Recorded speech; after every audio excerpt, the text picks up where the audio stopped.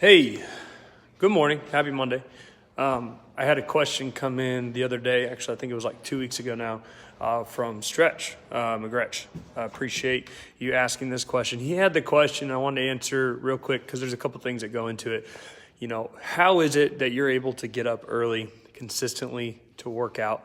If that's the only time that you have to work out, how do you make it happen? For me personally, I've been waking up at 5 a.m.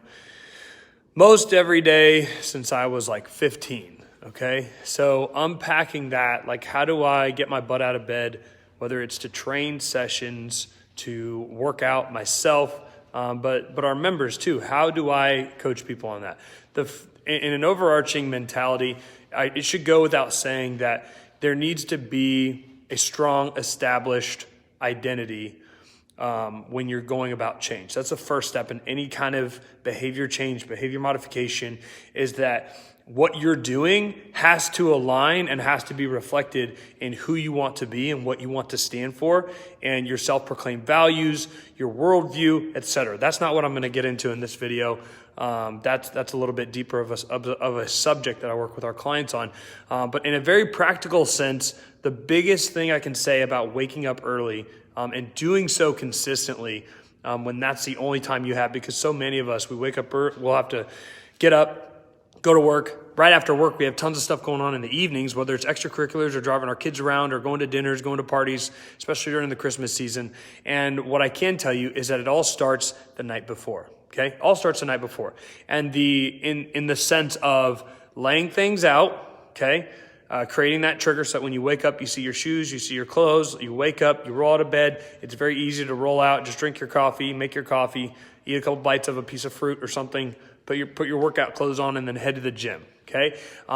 So that's one way, is laying your clothes out. That's a classic one. The other two ways, though, are by focusing on the quality of your sleep, okay? And then also by making sure that what you are eating the night before is healthy. So if you are trying to have energy right when you wake up, because ultimately, why do people not go work out in the morning? It's because they kind of wake up to their alarm. They're super groggy. They're super just foggy headed. They're exhausted, and they're like, oh, forget this. My workout's, not going to be worth a darn. Or in their heads, they're thinking to themselves like, what's better for my health is being able to sleep for another hour or an hour, sleep for another hour and a half. Then it'd be way better to do that than to wake up and go improve myself by working out or reading or just doing your morning routine or journaling, etc. Okay. And so, if you want to wake up with energy, then if that becomes the goal, because if you can wake up with energy, you're going to be like, let's do this. I'm ready. Let's go get it done.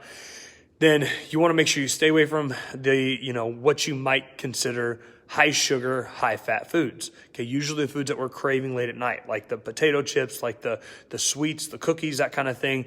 You're going to want to make sure that you get an adequate amount of vegetables and an adequate amount of hydration, water, because a lot of times we get really tired or we wake up tired because we're so dehydrated. If you go to bed dehydrated and then you lay there on your bed for 8 hours or 7 hours or 6 hours, you're just only going to get more dehydrated, okay? So watch the food that you put in your mouth, but then start focusing on the quality of your sleep, okay? Not many of us can really control a ton when it comes to the quantity of our sleep, or some people will start out by saying like, no, there's no way I could get any more sleep, X and O, whatever, X, Y, Z, ABC.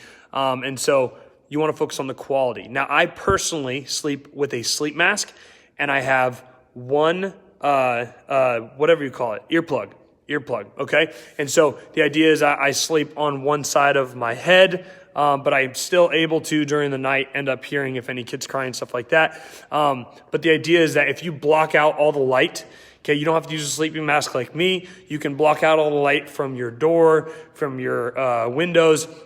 Believe it or not, the amount of light that is in your room while you sleep makes a huge difference for the quality of your sleep. Massive difference. I can still remember when I first started with a sleep mask, I finally got over my ego and was like, you know what, even though this is freaking weird, I can't believe I'm using a sleep mask. I want to see if this actually stinking makes a difference. And I could not believe how much more rested I felt when I woke up, because everything was completely blacked out. It was absolutely amazing, and I've been 100% sold on it ever since. And so if you are sleeping with the TV still going, if you are sleeping with lights dim, lights on at all, you're not going to get into the deeper stages of sleep. There's 4 stages of non-REM sleep, and then there's REM cycle sleep. And you need to spend adequate time in stage 3 and 4 of the deeper stages, and also REM sleep.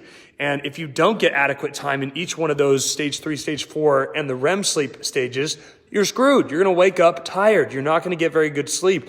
Like literally, my sleep now, even if I get 6 hours, it feels like the way I used to get like 7 or 8 because the quality of my sleep is so much better. Okay. So, guys, I hope that was helpful. Stretch, thank you so much for asking that question. I'm sure other people had that same question because we got a lot of busy people in this group. So, I love you guys. Thank you so much. Happy Monday. I am looking for just one more person to be a part of my case study. All the other spots are taken up. I really only need somebody who is going to really ball out, who's going to like give it everything they got.